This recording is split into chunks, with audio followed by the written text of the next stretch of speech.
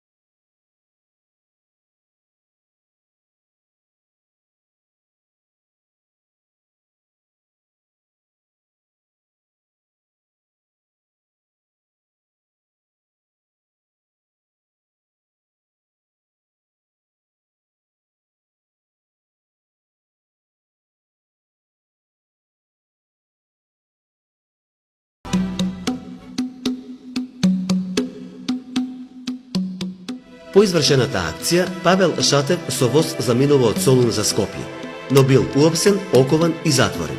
На судењето со кое раководел генералот Едип Паша, обвинетиот тврдел дека се вика Георги Манасов и дека е од Кјустендил. Но судот го соочил со Иван Гарванов, кој повеќе години му бил професор, и тој потврдил дека атентаторот е Павел Шатев од Кратово.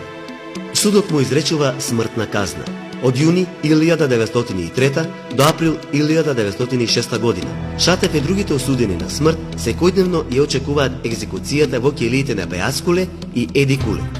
Во април 1906 година султанот донел указ со кој осудените на смрт и на доживотна робија се испраќаат во заточение во африканската пустина Сахара, во градот Мурзук. По 25-дневно пловење со бродот Константинопол, Шатев заедно со уште тројца преживеани гемиџи и стотина други осуденици, македонци, пристигнуваат во затворот во Триполи, од каде по еден месец се принудени, пеш, гладни и жедни, малтретирани од стражарите, на 30-дневно пустинско патешествие, за на 24 јули да пристигнат во занданата на грачето Мурзук во областа Фезан.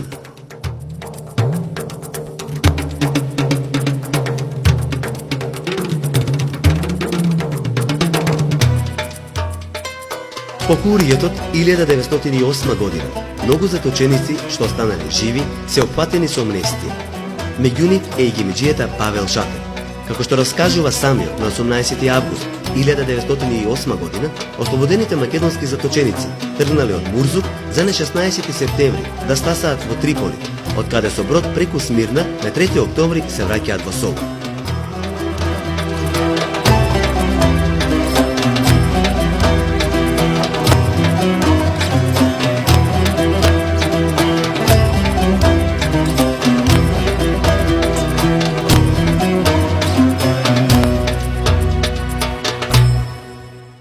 Кратко престојува во Кратово, а потоа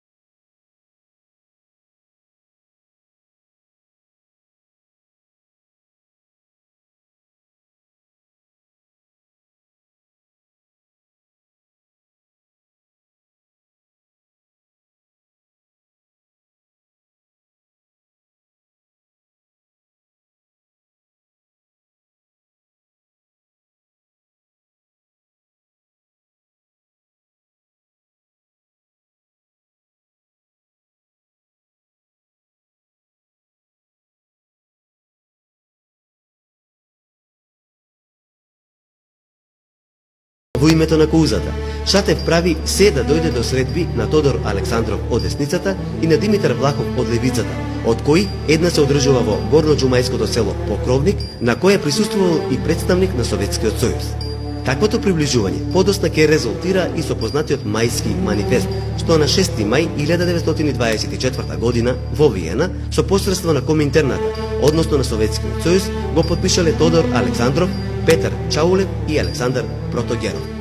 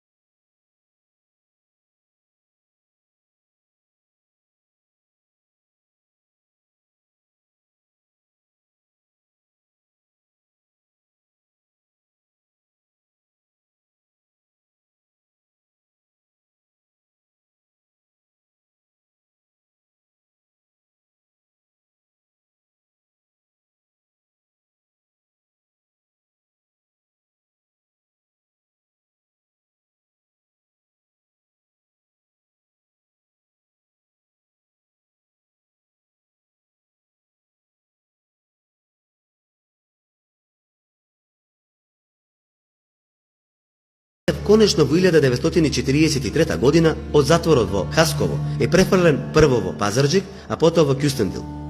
По превратот во Бугарија на 9 септември е пуштен од затвор и се враќа во Софија.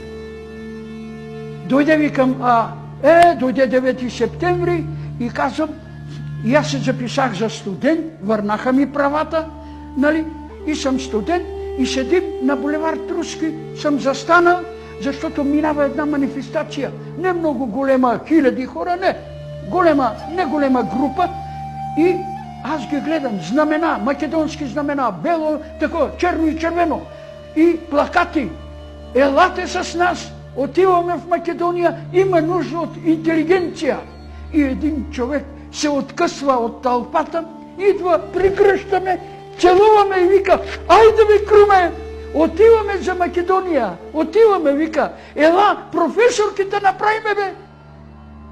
Од новата власт и лично од председателот на бугарската влада Кимон Георгиев и од партискиот водач Георги Димитров му е предложена дипломатска служба, амбасадор на Бугарија во Турција. Шатев се заблагодарил и ја одбил понудата, сметајќи дека сега е моментот да ја помогне на својата напатена татковина Македонија, во која се водат завршните борби за незиното ослободување. Шатев во Софија има средба со Лазар Колишевски, а го искористил и својот авторитет кај советската амбасада за да го поврзе генералот Апостолски со подполковникот Кузнецов, односно да побара помош за македонската војска и македонската кауза од моќниот Советски сојуз. Тогаш веќе 60 годишниот Шатев со младешки жар се подготвува да замине во Македонија. Тоа се остварува во октомври 1944 година. Најпрво престојува во Горна Џумаја, денешен Благоевград, и во некои села покрај Струма, а потоа преку границата доаѓа во Царево село, денешно Делчево. Во истото време се формираше 12-та македонска народно-освободителна бригада. Еве веќе за втори пат на живо ние се сретнахме двајцата во штабо на 12-та македонска народно-освободителна бригада. Пато од Софија до Штип го поминахме во штабо на таа бригада. Во Штип нашата бригада требаше да појде кај Струмичкиот фронт, додека господата од Белград сакаа да одат на Стремскиот фронт. Тогава Ченто беше изберен веќе за председател на АСНУМ и тој се спротивопостави.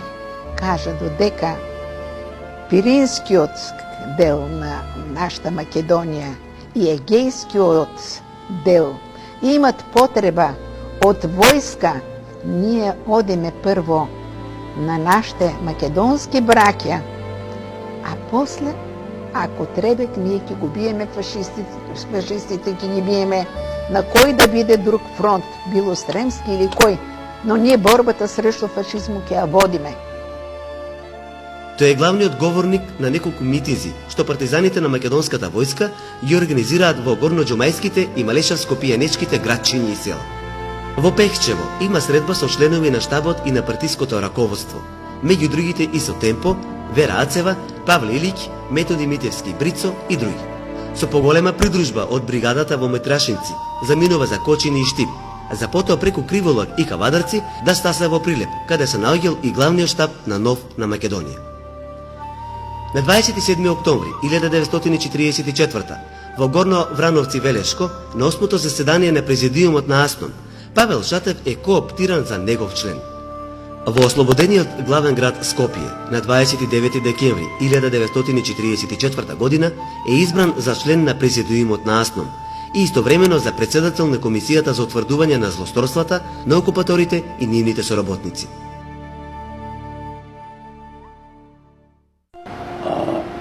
Кога е стапено врска со Павел Шатев, ја тоа бев на ВИС.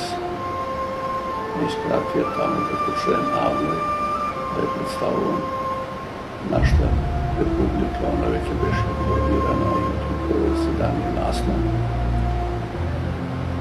И тога уште се говореше за тоа дека Павел Шатев заедно со некои други наши од емиграцијата треба да се вклучат во АСНО и да бидат делегати. Не знам дали веќе беше тоа сторено, не спомнам на првото заседание или после тоа, но он беше вклучен во АСНО и го имаше тоа, таа позиција. Така да на второто заседание на АСНО кога од Белград додо во Скопје, тоа веќе Павел Шатев беше тук.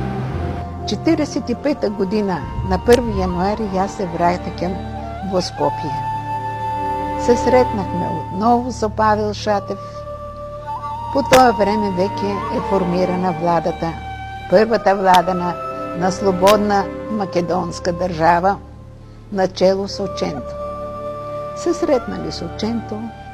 Ченто станало збор, оти ќе му треба секретар кој да му биде технически помошник, не како сегашните советнички. Така. Му предложил, оди во штабо, там има едно девојче, на мој пријател од гимиджиско време, борбено дете, најде го, бехме заедно во бригадата, земи го, тоа ќе ти работи. И така, јас на 5 јануари веќе станах секретар на Ченто по повелата на Павел Шатев. Во јануари 1945 година Шатев од Скопје патува за Софија, каде уште живее неговото семејство. Југославија таму веќе има свое представништво. Шатев е во постојан контакт со првиот советник Киро Милјовски. Меѓу другото, интензивно работи за покренување на прашањето на статусот за Пиринска Македонија. На 15 април 1945 година е формирана првата македонска влада. По предлог на Ченто, Шатев е избран за член на владата и министер за правосудство. Еден месец подосна е избран за подпредседател на президиумот на АСНОМ, а на првите избори за собранието на Демократска федеративна Југославија за сојузен пратеник. Се соочихме со многу тешки моменти во изградувањето на таа Македонија која идеше од пепелта, од руините, да стане држава во која да има мир за сите и во лицето на неа совесни раководители како Павел Шатев, како Ченто. Тие беха едни другари на најсвесната политичка основа. Единиот правис, другиот безпартиен Ченто, но човек којто припадаше на народот. Они намираа заеднички език за најтрудните моменти. И кога ја штитеха Македонија, и кога велеа дека на Тито, дека секоја треба да си секоја од единиците во Федеративна Југославија треба да има право на самоопределување, а дури ќе сите да им бидат башка, а не да се зима од Македонија тутун, афион, оризу и така натамо. И после да се чека да и се даде милостиња. Во својот говор на Уставотворното собрание на ФНРЈ 1946 година, Шатев меѓу другото вели: Јас сум активист во ослободителното и во национално-револуционерното македонско движење веќе 45 години, близу половина век. Видов многу хоризонти, и темни и светли. Сум пропатувал 3 континенти, цела Европа, дел од Азија и Африка, и за сето тоа време насекаде сум се интересирал за националното прашање. Исто така теориски во пракса сум го проучувал во тек на повеќе од 30 години. Сум го изучувал ирското ослободително и национално движење, а исто така и египетското, воопшто арапското прашање. Го познавам и ерменското, албанското, курдското, бугарското, српското и хрватското, со сите нивни специфичности според создадените местни услови, според времето, местото и околностите. Во сите тие национални движења имало и воопшто има многу цик-цак линии. Ту се оди напред, ту се оди назад, а понекогаш се стои и во едно место. Во историјата на тие движења станаа длабоки промени создадени од нови услови. Со тоа стана нови прегрупирања на општествените сили и се јавија нови сили и фактори. Воопшто се изменија политичко-економските и социјалните сили, без при тоа да се изменат методите, походот во работата и во борбата. И затоа некои од тие движења стоеја и се уште стојат на една замрзната точка. Токму така беше и со македонското, па и со хрватското и со другите национални движења во минатото. Националното прашање е дел од социјалното прашање. Додека има економско и социјално робство, додека човек е експлоатиран од човека, секогаш и секаде ќе има национално робство. Но ние, македонците, кои со векови страдавме и бевме во политичко и социјално робство, најдобро го знаеме тоа во практиката.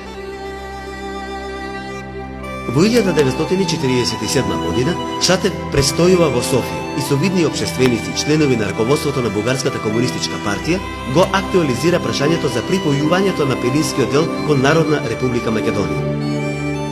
Арно, ама дојдените неродени од времето на нашата борба беа посилни. Не им се сакаше Македонија да расте како самостална. Едни се определија за каде Бугарија, други се определуваа прему Србија и така стоидеа конфликтите меѓу старите борци, што знаат што е борба, што знаат што е да бидеш жертва за родината. И испаднахме во немилост. И Ченто, и Павел Шатев, јас бех помлада, па не ме прости и мене. Во злокобната 1948 година е објавена резолуцијата на Информбирото. Тоа ги заострува односите со Советскиот сојуз, но и со Бугарија. Воспоставената културна автономија во Пиринска Македонија е укината, а со тоа е запрен и процесот за нејзино припојување кон Народна република Македонија. Судбината му беше тешка, удбашите го малтретираа. Не можеше да најде заедничок език со таквие како Павел, како Темпо, со Кулишевски. Тие беа луѓе на Белград, докато Павел Шатев остана непримиримиот македонски борец. Дури не најде заеднички езики с Димитар Влахов, затоа што Димитар Влахов беше поитар и можеше да се бавцува по секое време кое него му годи. Павел Шатев никога не прекрши својот прав пат во борбата да биде син на Македонија до крај на својот живот. Кога дојдам во Скопје, ја го покажам. Го видам тој, таа жива легенда наша, да се запознам. Скромен човек, што да ви кажам, бе силно изненаден. Ништо не давам 5 пари за тоа, јас му викам, па вие сте биле овом повод. Па да, беше тоа, знаеш како тие нашот народ има, се борел и така. Да, и јас сум еден за тие дефекти. Со еден, без да дава на тоа некој посебни значај и да се гордее. Кај Влахов беше нешто друго. Сакаше да се знае кој е он. И така нам овој делуваше еден измаредно скромно. А така се држеше и во парламентот и на седниците на президиума. Ако не чувствува потреба, дека треба нешто да интервенира, седи служа, прави некои белешки. И после одеше доста по градовите од Македонија. Веднаш ги тераше да одат заедно Шпил, бидејќи таму сум роден. Он пак има некои сеќавања за градот, за тој дел на Македонија и така натаму, јато едно што беше не успеал да му се пригурам.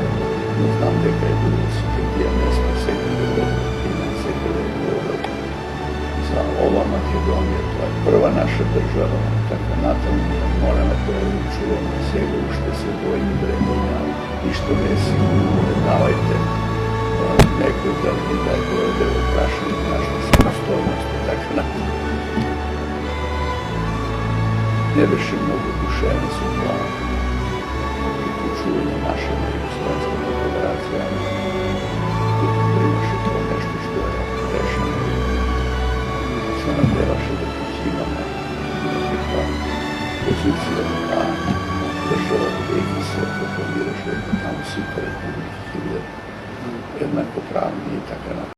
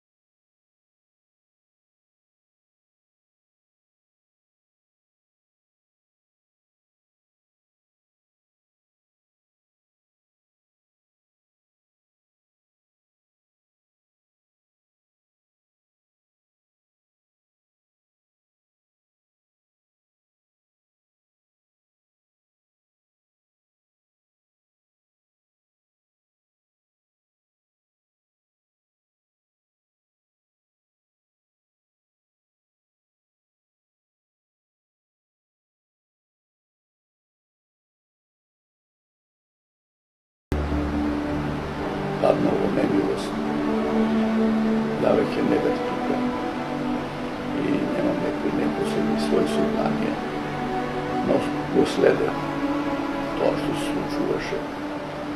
Он беше голем пријател,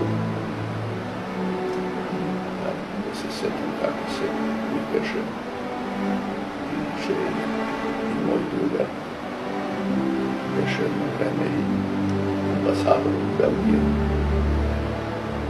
После и он наследа политикал бюро, а со Павел Шатев беа голем пријател. И слична судбина и овој работа да Турската обавештајна служба и по таа линија веројатно има некои меѓусебни контакти, информации и така натаму.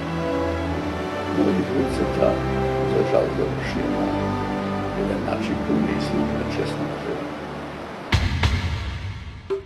Од записот на Милка Шатева, неговата постара ќерка, даден на новинарот и публицист Панче Михајлов, дознаваме дека Шатев во битола бил во куќен притвор и живеел мизерно. Морал секојдневно да се јавува во удба. Неговите ќерки и сопругата Вера, откако изгубиле надеж дека ќе издействуваат кај македонските власти дозвола, болниот истоштен старец да го однесат на лекување во Загреб, Охрид или во Скопје, го посетуваат во битола. Во спомнатиот запис на Милка Шатева е